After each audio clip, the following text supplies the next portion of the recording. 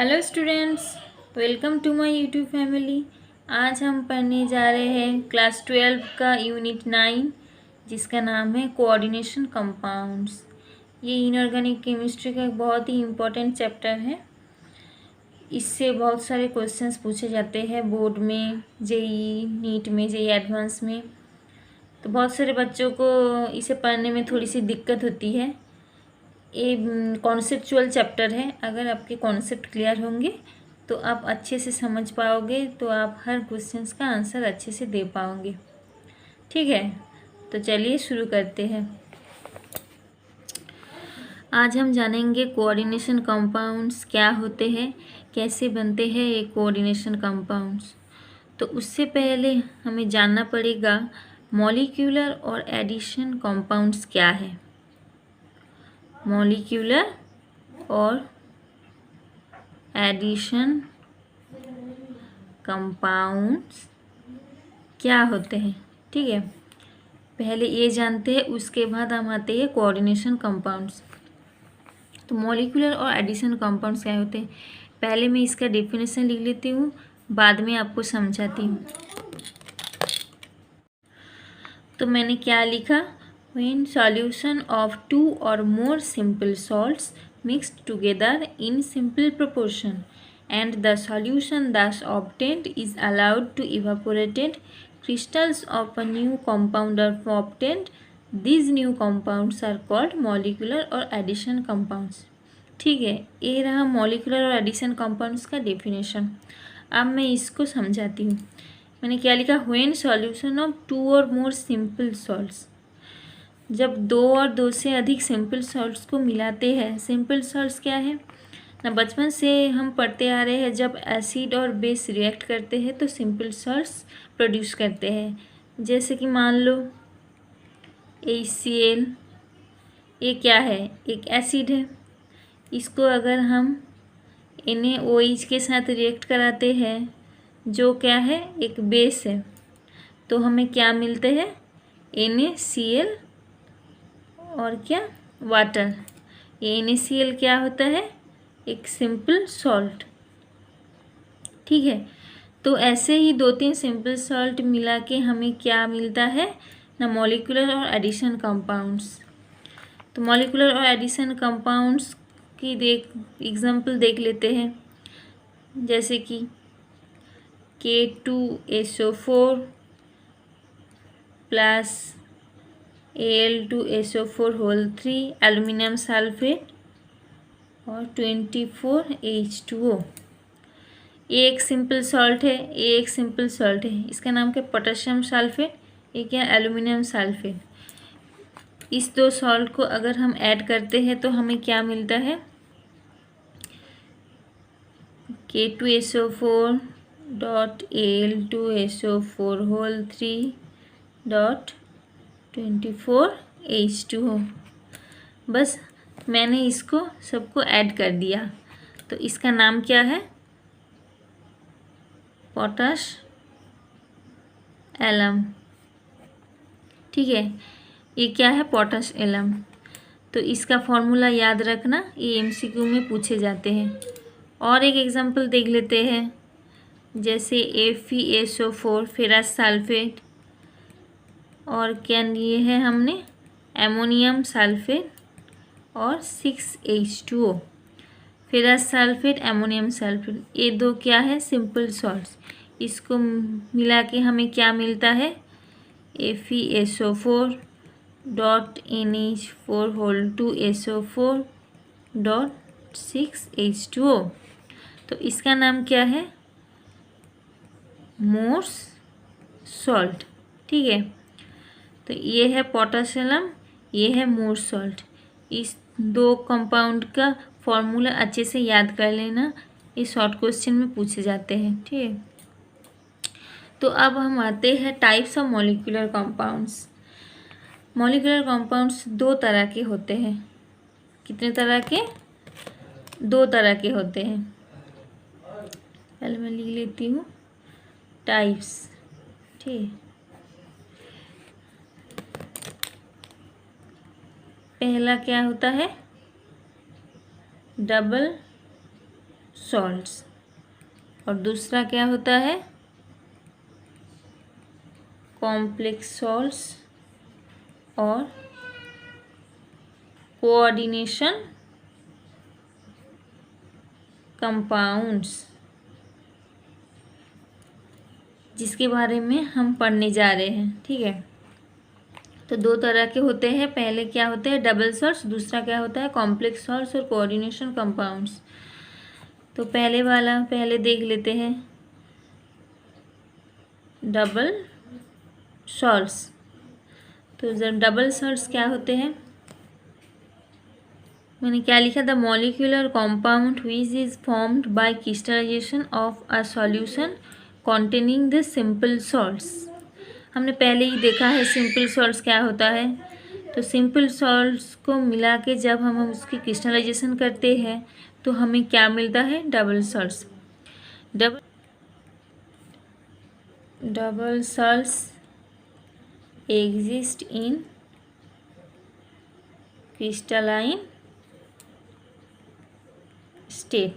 ठीक है, और क्या है ना, double salts when dissolved in water these dissociate into ions। when double salts dissolved in water, जब डबल सॉल्ट्स को हम वाटर में डिज़ोल्व करते हैं तो हमें क्या मिलते हैं ना, जिस आयन से डबल सॉल्ट फॉर्म हुआ था में अब डिसोसिएट हो जाते हैं। ठीक है, तो जैसे देखते हैं एग्जांपल देखते हैं, जैसे मान लो हमने अभी अभी पढ़ा था मोर सॉल्ट, क्या पढ़ा था, मोर सॉल्ट। मोर सॉल्ट का फॉर्मूला याद है ना, ferrous sulphate dot ammonium sulphate dot hexahydrate. ठीक है, तो ये क्या था, मोर सॉल्ट। अगर हम इसे वाटर में डिसोसिएट करेंगे तो हमें क्या मिलेगा, iron 2 plus 2 ammonium plus 4 sulphate ion और क्या, वाटर। ठीक है, तो अगर हम मोर सॉल्ट को पानी में डिज़ोल्व करते हैं तो हमें आयरन मिलते हैं, एमोनियम मिलते हैं, सल्फेट आयन, इस सभी आयन्स में ये डिसोसिएट हो जाते हैं। और एक एग्जांपल देख लेते हैं, जैसे हमने पढ़ा था अभी potassium K2SO4 Al2SO4 whole 3 dot 24 H2O। इसे अगर हम डिसोसिएट करेंगे तो हमें क्या मिलेगा, 2K plus 2 aluminium 3 plus 4 sulphate 2 minus plus 24 H2O। ये क्या है, पोटाशियम। ठीक है, मैं अभी अभी पढ़ा था, इसका फॉर्मूला याद रखना। ठीक है, चलिए ये क्या हुआ, ये एग्जांपल। और एक एग्जांपल देख लेते हैं, हमने सुना है फेरिक एलम, इसका फॉर्मूला है K2SO4 Fe2SO4 whole 3 dot 24 H2O। ये क्या है, इसका नाम क्या है, फेरिक एलम। तो इसे अगर हम पानी में डिसोसिएट करेंगे तो हमें क्या मिलेगा, 2K plus 2 Fe3 plus 4 SO4 2 minus plus 24 H2O। ठीक है, तो ऐसे ही डबल सॉल्ट्स को अगर हम पानी में डिज़ोल्व करेंगे तो हमें ऐसे ही आयंस मिलेंगे। अब हम आते हैं दूसरे टाइप का, जिसका नाम है कोऑर्डिनेशन, कंपाउंड, इसे कॉम्प्लेक्सेस भी कहते हैं। तो इसका डेफिनेशंस क्या होता है, ओके मैंने डेफिनेशंस लिख लिए हैं, अब पढ़ देती हूँ। मैंने क्या लिखा, the molecular compound which is formed by a result of a combination of two normal salts in definite molar ratio। ठीक है, अब मैं इसको समझाती हूँ। तो मैंने पहले डबल सॉल्ट्स में क्या कहा था, डबल सॉल्ट्स भी सिंपल सॉल्ट्स के मिक्स करने से ही मिलते हैं, और कोऑर्डिनेशन कंपाउंड्स भी इसी तरह से अगर हम एक डेफिनिट मोलर रेशियो में मिक्स करेंगे तो हमें कोऑर्डिनेशन कंपाउंड्स मिलेंगे। लेकिन यह डिफरेंस क्या है, हमने पढ़ा था डबल सॉल्ट्स को अगर हम पानी में डालेंगे तो वो फुली डिसोसिएट हो जाएंगे, जैसे कि मैंने यहाँ पे लिखा था। लेकिन अगर हम कोऑर्डिनेशन कंपाउंड्स को पानी में डालेंगे तो ये फुली डिसोसिएट नहीं होंगे। ठीक है, जैसे हम एक एग्जांपल के मदद से समझते हैं। जैसे मान लो FeCN2 प्लस 4KCN, ये दो नॉर्मल सॉल्ट्स हैं। दो नॉर्मल सॉल्ट्स को मिला के हमें क्या मिलते हैं, FeCN2.4KCN, या हम इसे इसी तरह से लिख सकते हैं K4FeCN6। ठीक है, तो इसे हम कह सकते हैं कोऑर्डिनेशन कंपाउंड। अगर हम इसे पानी में डिसोसिएट करेंगे तो हमें क्या मिलेगा, देखो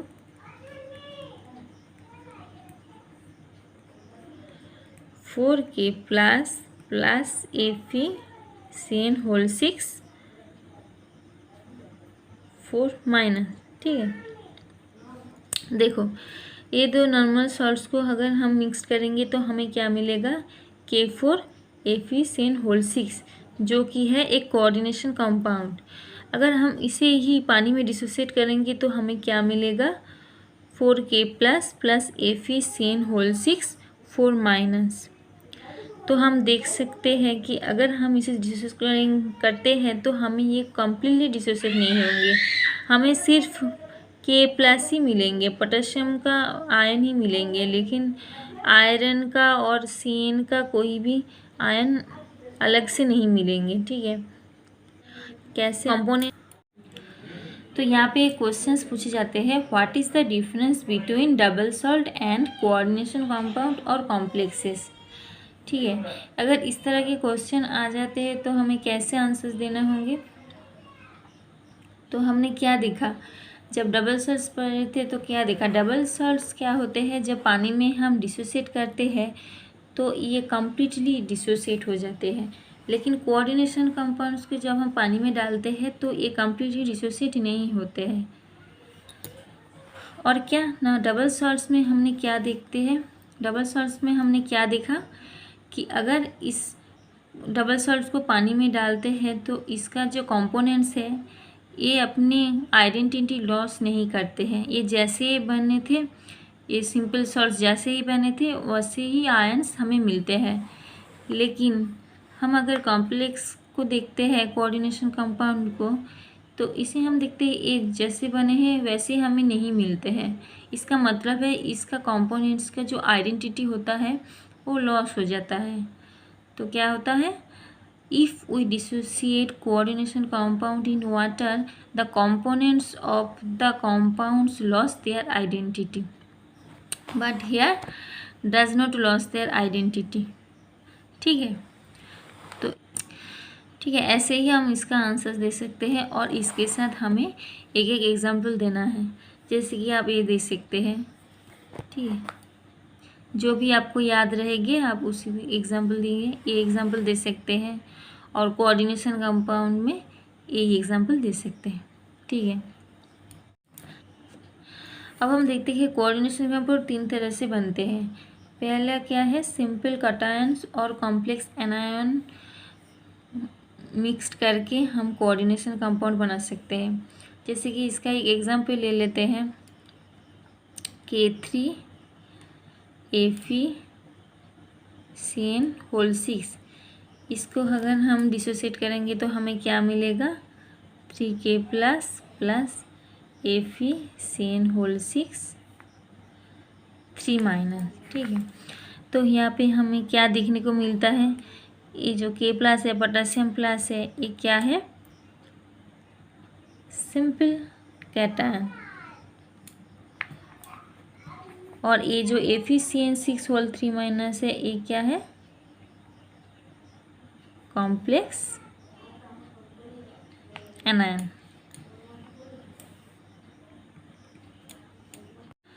दूसरा क्या होता है ना? Complex anion, sorry complex cation, और क्या? Simple anion.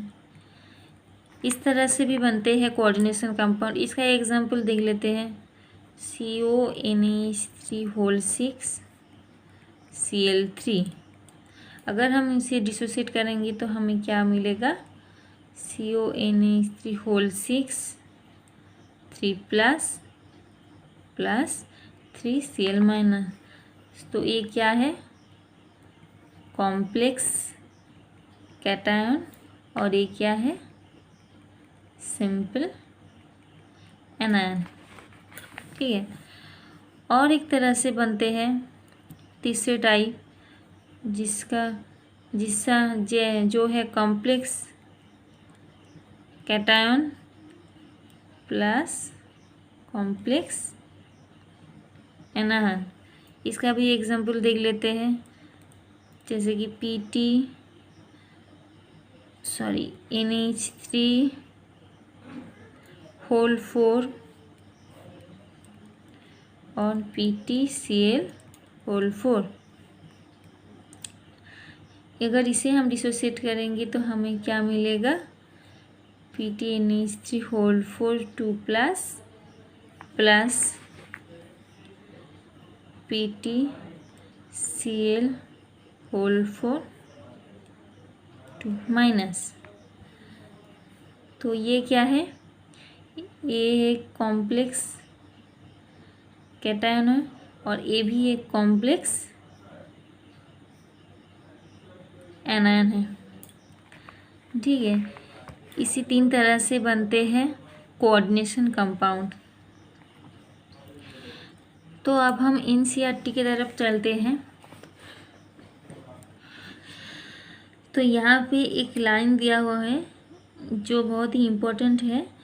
यहाँ पे देखो लिखा है, chlorophyll, haemoglobin and vitamin B12 are coordination compounds of magnesium, iron and cobalt respectively. तो यहाँ पे शॉर्ट क्वेश्चंस पूछे जाते हैं कि क्लोरोफिल, हीमोग्लोबिन, विटामिन B12 ये सारे क्या है? Coordination compounds. ये किस मेटल से बने हैं? तो क्लोरोफिल किस मेटल से बने हैं? मैग्नीशियम। हीमोग्लोबिन किस मेटल से बने हैं? आयरन। और विटामिन B12 किस मेटल से बने हैं? कोबाल्ट। तो आज के लिए बस इतना ही। आज सिर्फ मैंने कोऑर्डिनेशन कंपाउंड क्या है, कैसे बनते हैं, यही मैंने पढ़ाया है। इस वीडियो को अच्छे से देखना और समझना। अगर कोई नोट करना है तो नोट कर लेना, ठीक है। और इसको पढ़ने के बाद अगर मन में कोई डाउट हो तो मुझे कमेंट सेक्शन में ज़रूर पूछना, मैं ज़रूर आंसर दूँगी।